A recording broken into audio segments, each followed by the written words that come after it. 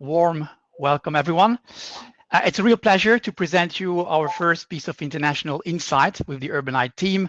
We've been launching the team recently only. It's based on a very recent international research we've done with occupiers, so it's very fresh. We finished this week, really, so it's a very latest views from the global occupiers of mostly European scene, but also it's grounded in our project work, and we deliver occupier and investor work already in Central Europe, Middle East, and the Benelux to start with. So let's crack on. Quite a subject to cover in 25 minutes. So what will be demand for offices looking like post-COVID, and we hope it's coming very soon. Very, very quickly, a few insights into what has been driving occupiers before COVID, because we think that the trends that we've seen with our clients before COVID will very much remain post-COVID, and some will even accelerate. Clearly, talent has been driving occupiers when deciding on where to locate, which buildings to occupy, and overall what workplace to deliver. It has been the #1 driver for real estate decision over the last 3 years, and we think this is not going to change, especially if we look at the significant digital recruitment requirements that corporate had before COVID. So before COVID, on average, European occupiers were planning to nearly double their digital research and digital talent share from 26% of their talent base to 44%. You can imagine that these numbers will even accelerate going through COVID and post-COVID. This became now a question of survival more than competitive advantage. So the pressure on digital talent is going to remain. And again, that's going to drive many of the decisions we see with corporates, even if digital is still not the majority of the talent base of our clients. Now, innovation and co-creation, again, if you think about all these vaccines that came out in an incredible short period of time, they are all the result and response of collaborative research between different companies, different universities across the globe. So the focus of corporates to have open and collaborative offices where they can share ideas with others, again, is something that will more accelerate post-COVID than decelerate. And finally, and maybe one of the most important elements we've seen is all this, the talent centricity, the requirement to innovate and to recruit digital is pushing companies to come back to very core city centers. 80% of European occupiers have been favoring city center locations before COVID. And again, we think that this is not going to change, but let's see the result of the survey.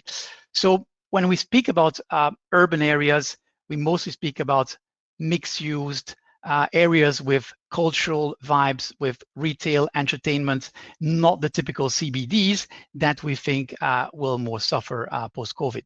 These are just examples, and there are, of course, really great ones in Central Eastern Europe as well. But before going to the core of the views from the corporates post-COVID, let's look what happened during COVID. During this forced lockdown, and I think we all have to, force ourselves to remember that these 12, 14, 10 months, depending on where you sit, have been a forced remote working experience. It's an incredible, it's a global experience, but it's forced. And of course, we don't do it as we want it to be. We're working from home most of the time, especially here where I'm sitting in Belgium, is still compulsory.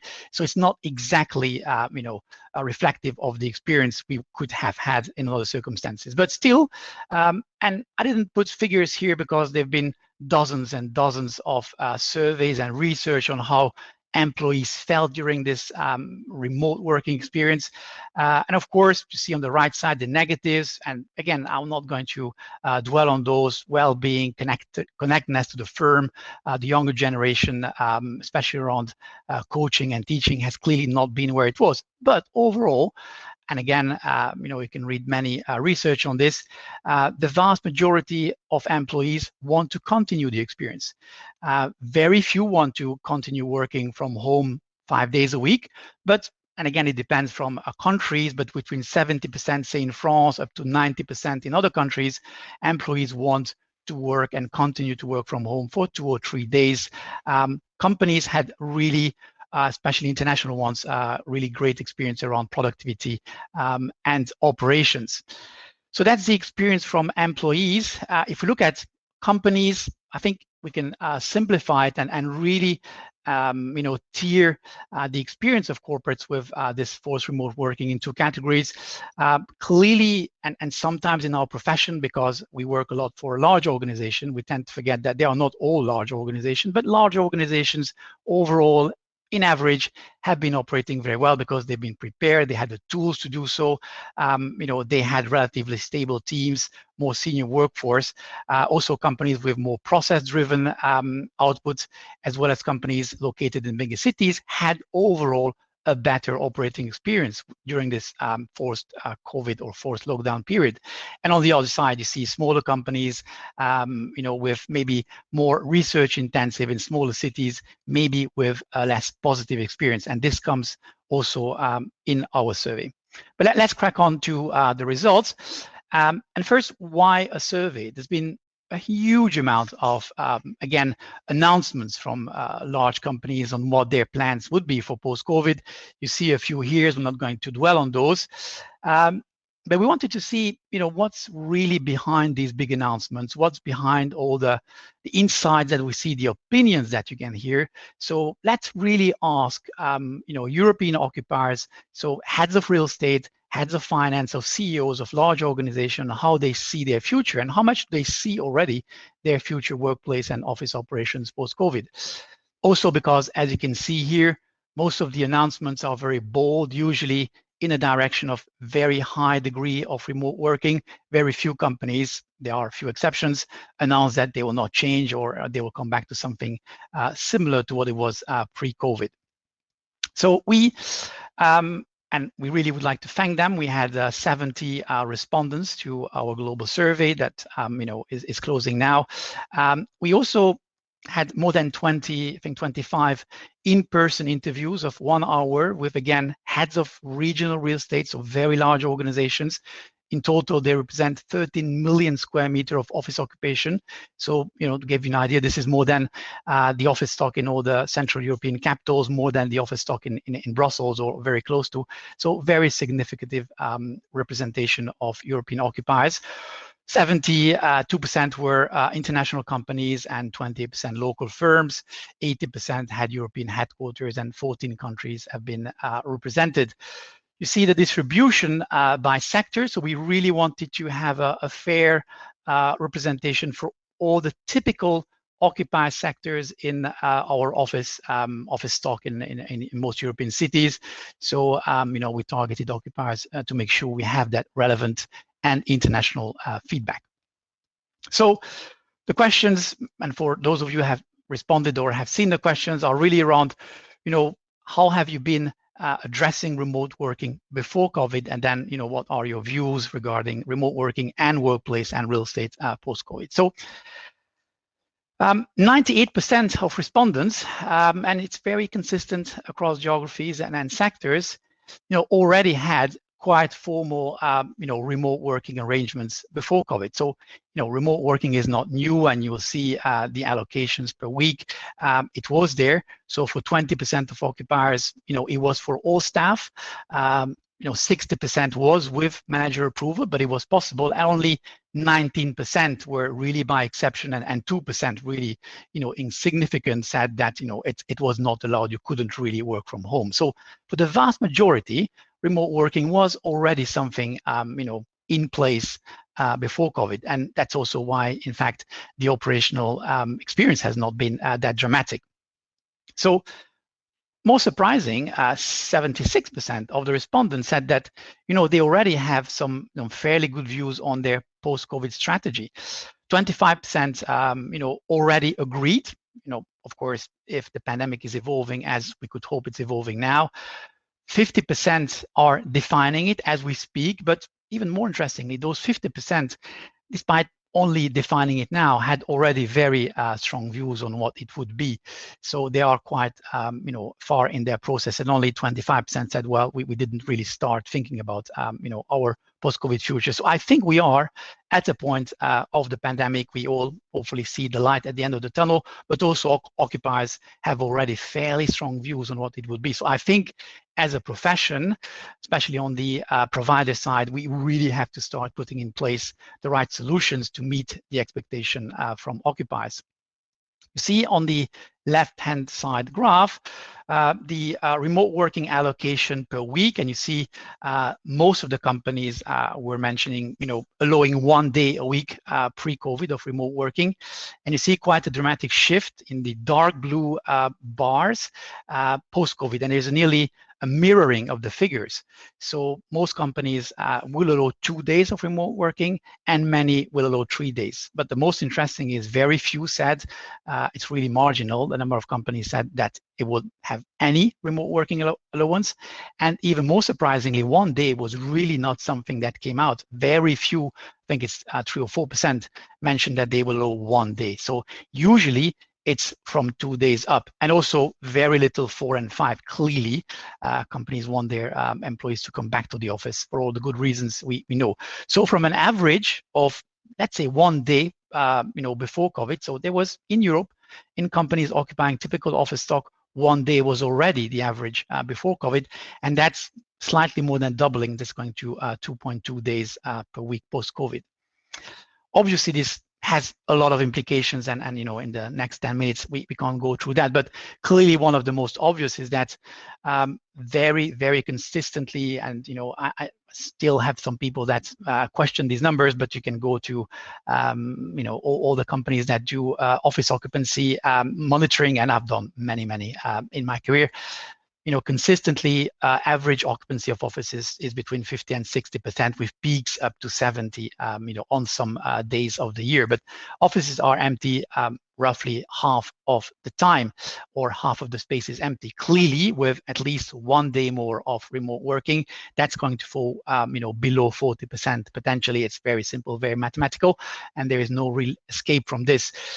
So that is pushing a lot of companies, and that was the next question, to rethink their workplace strategy and adopt agile workplace where they could really rethink the allocation of space. Not all of them, of course, will reduce space, and it's a real great opportunity to provide a more diverse provision of space, and for some maybe also to reduce or to redistribute space on a geographical basis. So 43% of corporates had agile workplace policies from our response base, and 73% mentioned they will adopt agile workplace policies post-COVID with desk sharing policies as well. So quite a striking number.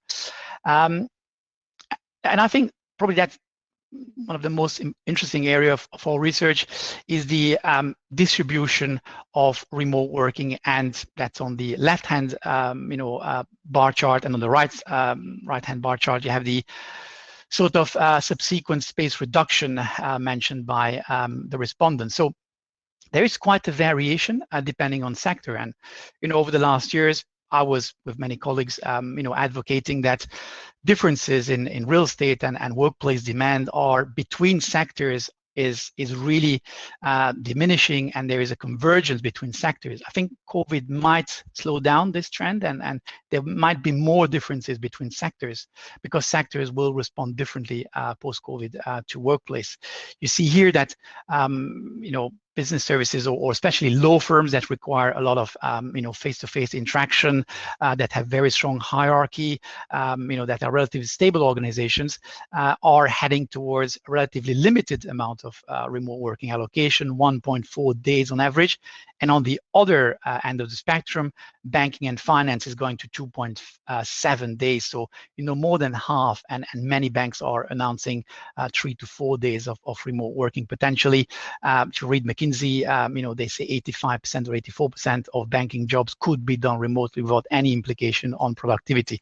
Clearly, you need people to come back to the office for other reasons. So you see a significant, significant differences between sectors, and it's important for probably two reasons, especially if we address the supply side, is that cities have very different let's say allocation of space occupation between sectors. So cities, let's say, with very high proportion of financial institutions, and you don't see it here, but public sector also is looking to adopt very, very significant remote working and significant space reduction. So those cities will suffer more, and cities with, let's say, more life science or more business services will suffer less. And the same can be applied to portfolios. If you're an investor, you have to really look at your portfolio and analyze which sector is represented where to see the impact and how you should react post-COVID. You see on the right-hand side the space reduction. So to give you figures, banking and finance is definitely looking at the most significant reduction of space demand, and it's beyond 25%. And the range is big. Some banks announcing cutting 50% of the space, and law firms it's really marginal. And you see the spread for other sectors. Or not, see, time is pressing, but so that's remote working, subsequent potential space reduction. Now, what about location decisions? So first of all, 78% of the respondents, very consistent again, across geographies and sectors, said they're not going to review or change, where they locate post-COVID, and as I mentioned, 80% of corporates already, wanted to locate in very core, vibrant city centers before COVID. So 78% said they will not change. And I think it's important because, especially at the beginning of the crisis of the pandemic, there was a lot of discussions, which I never really understood where that was coming from, but saying that all companies will leave the cities. And by the way, inhabitants are leaving the cities by the thousands, but corporations don't seem to be on the same path, because if 78% said they will not change their views on location and remain central, 9% said they will go even more central. And when discussing interviews, they say, well, we are going to reduce slightly our requirements so we can afford more expensive, better located buildings, because our buildings will have to attract talent back. These are becoming increasingly places for meetings and events, so we want to be really where people want to be. 10% mentioned that they will combine a more central location, but also with satellite offices, maybe in regional cities. And a very marginal 2% mentioned they will move out, and also 2% said they will go maybe slightly less central, post-COVID than before. So really, the reurbanization trend, according to our research and our interviews, is not going to simply continue, but probably accelerate post-COVID. And corporates with the space reduction in mind will be able to potentially afford more central locations. So we don't see sort of a diminishing demand for urban office locations. In terms of where will corporates allow employees to work from, quite also an important topic. 59% mentioned that they are going to implement co-working solutions for employees to work from, not unexpected. 80% mentioned that they will allow employees to work across their portfolio of offices. So those are companies that have already a national, or usually in this case, a national portfolio. So people will not be forced to come to one office, but they can choose from. And 34% mentioned that they will open new satellite offices. So not a huge amount, but still material. 34% companies opening offices in regional cities to allow people, to avoid long commutes or to recruit talent that was not available before. The most striking figure was really 41% of respondents mentioned that they're pretty fine allowing employees to work from abroad. And even more interesting, that it was mostly coming from local companies, so not companies from the international corporation scene, but more local ones. This is not about letting someone work on a permanent basis from abroad, because that has a lot of fiscal implications, but more allowing someone to work during the summer or for 2 or 3 weeks from abroad. So that's typically going to bring change. No, 5 minutes left. In terms of more ancillary services, or what they want their offices to look like post-COVID. That was also part of the survey and interview. So a striking 77% said clearly we want our offices, but also the office buildings where we will stay and the offices we will choose to be more collaborative, more focused on events and meetings than before. So that has implication on their space, and many mentioned they will reconfigure their space. Today still many occupiers have, let's say, 30% of collaboration space and 70% of individual space. Many mentioned they will reverse this. So their space is going to be maybe 60, sometimes even 70% collaborative and only 30% individual, because in individual work can be delivered remote, mostly from home. So quite a lot of change in space reconfiguration, but also in terms of office buildings, how they look like and what kind of common services are provided. And if that change is coming, occupiers also clearly mentioned that they want better and more catering option in their buildings. They want co-working as an extension of their core office requirements. A lot of small occupiers mentioned that, quite a few, that below 20, 30 employees, if on top of that they work from home for 1 or 2 days, they really don't see the need for their own lease space. They want to switch to co-working. For large organizations, it was never the case, but it was always the case. Well, we'd like to have some co-working in addition to our core offices. Shared mobility, concierge services, smart technologies, and also quite a lot of, especially the international corporates mentioned, we really want our office buildings to mirror our philosophy, and we want them to be open, the ground floor to be vibrant. We don't want to live in fortresses with speed gates and closed on the ground floor. We want to be part of the city and really be inviting for employees, but also stakeholders. So conclusions, as far as we can have conclusions today, and in a way, this slide is something I could have drawn 30 years ago, but I think the market is just coming to a level of maturity where this becomes increasingly possible, also from a technology standpoint, is that what we've seen the last 10 years, with agile workplace, where basically if you think of an office building and our offices, it went from, we had a desk and we had meeting space in our office building. So we had the choice between 2 types of spaces, really. I mean, if you think about 10 years, and in some companies, it's still the case, the choice is a meeting room or a desk. Well, of course, in most corporations now, you have a variety of spaces in the building. No, this is going to be applied also on a geographical basis. So, employees and corporations will have the ability, or corporations will provide more possibility to work from different locations, not only within the building, but also from home. Obviously, we've seen 2.2 days on average will be offered to employees, but also satellite offices. 34% mentioned that they will open satellite offices, and 80% of the companies that have regional offices said they are quite happy that employees work 1 or 2 days from a regional city.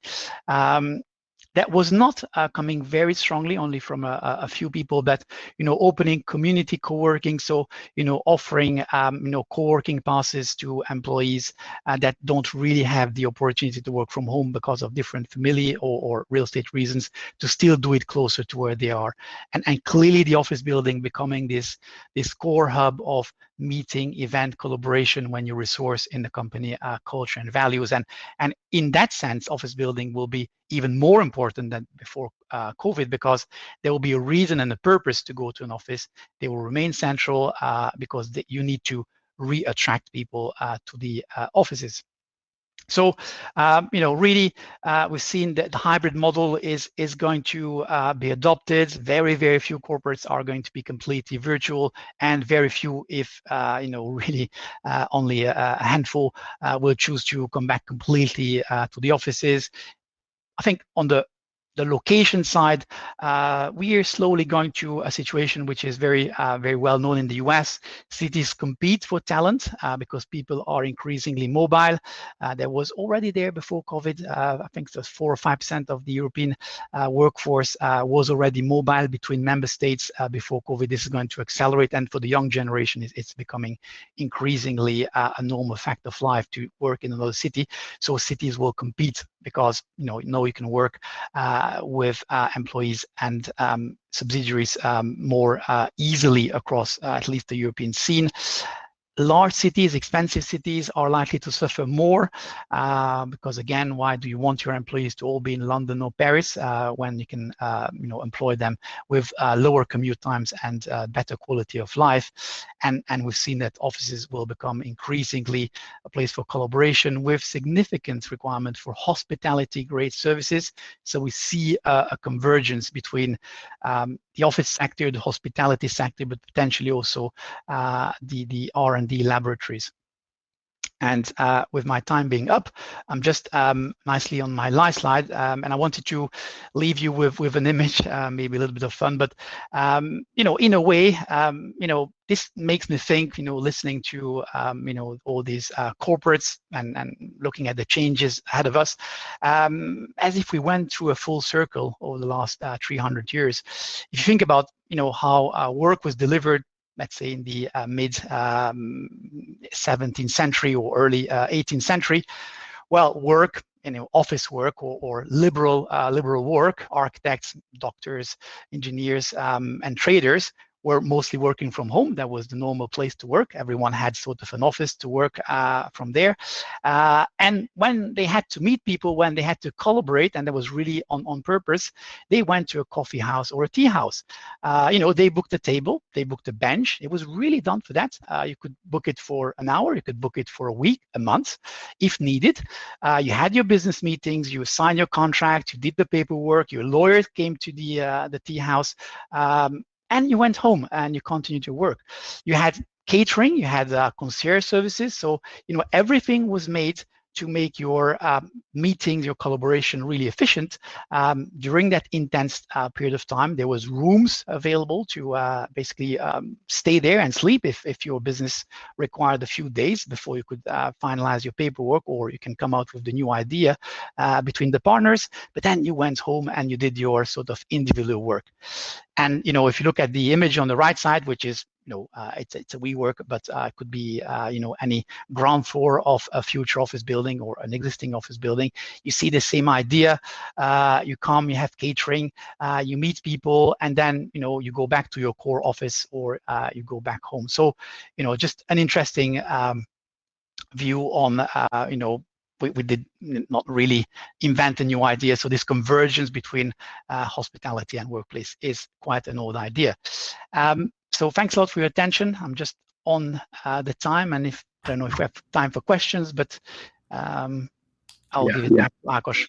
Or Csanád, sorry. Hi, Csanád. Yeah, hi, Tamás. Hi, very great to see you again, and thanks a lot for presenting your survey results. They are really interesting. We have I'd like to have I'd like to have time for a few questions. Definitely, I do have one myself, and then I'd like to encourage our audience to just, you know, type in their questions here in the Q&A. We have already some. Actually, one of the things that one of your, you know, conclusions that I get from your presentation is that strict workplace regimes are the best, right? So we can agree on that, right? So that everything, so the key word is flexibility or hybrid regimes. I think that the key is choice. It was already the case before COVID, but, you know, the ability for employees to choose the place most optimal to deliver the work they need to do, with clearly some guidance. You know, companies and corporations cannot allow employees to work anytime from anywhere, especially not from abroad, because there are fiscal implications. So there will be guidances, and we see corporates, you know, have already very good views on what these guidances will be, but, you know, they will offer choice of place to work. Right.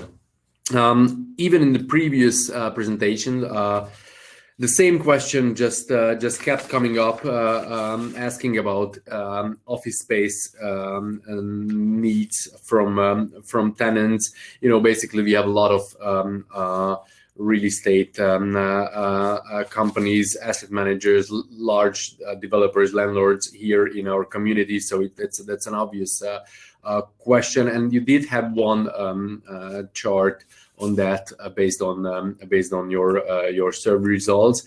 It sort of it broke down the space changes in different industries, but overall, I have this sense that you suspect that there is going to be less office space needed overall. or is it too harsh of a conclusion from my side? Well, I think it's good to be, in a completely independent company, because we can really say, what we see. I think no doubt about that. No doubt about that at constant employment levels. So clearly, especially if we think about, I think it's really important. If you think about, let's take Belgium, employment in office-based industries has been stagnant over the last 10 years. Clearly, at this stagnant level of employment in office-based there won't be more office. There will be a decrease in office demand. If you look at, let's say, Central and Eastern Europe, where office-based employment has been increasing, and also the amount of, let's say, international grade office is still low. There is still office demand coming, because more people will be employed, in office base, and also the amount of gray stock is basically a lot of people still work from leased apartments. So there is a transition from this gray space to international grade office. So I think we have to look market by market, but clearly on average we can say that office demand is going to be lower by employee. But a lot of new opportunities come out, because if, let's say, in major cities, office demand is going to slow down or to decrease, regional cities will come up. New cities will emerge. There will be cities where no one thought about having, office supply, but you have a good university, you have good talent. They will suddenly see companies wanting to establish and offer co-working or offices. So, on average, less, but new opportunities, a better distribution of office stock as well. Right. There is a question. You mentioned that 40% of employers will allow to work from abroad, and the question says it triggers tax headaches. Yeah, you get that. So yes, and that's why if you look at international corporates, that's only 34%, if I remember well. So international corporates are much more, cautious about that, because obviously it triggers, tax implications as long as it's more than 30 days. It depends, really. There are complex situations, and we see that it's more the smaller companies, the more local companies that, to be honest, don't look too much at that. And today, it's very difficult for European member states to spot who is working from where, and the experience is that for SMEs they don't really look at that. Yeah, that's you see everywhere sunny places close to lakes and seaside are very popular with foreigners to work from. Some companies, investors, really are starting to invest heavily in this, offering workplaces in sunny places, not for a full year, for a few months a year. You've seen probably the Dubai advertisement campaign. Come and work from Dubai for 2 months, and no one will know where you are. Yeah, a lot of people have done that, definitely. Yeah. All right. Thank you very much, Tamás. A lot of people have asked about the slides. I think we will be able to distribute some of them. We will. You will let us know how. So we will distribute some of them, but we will be publishing, because we're just closing the result. This is really a sort of a sneak preview. We will publishing the results, on our LinkedIn page, and also the people that responded will receive the detailed results for their sector. Okay. So many thanks for this first opportunity for Urbanite, and I hope there will be many more.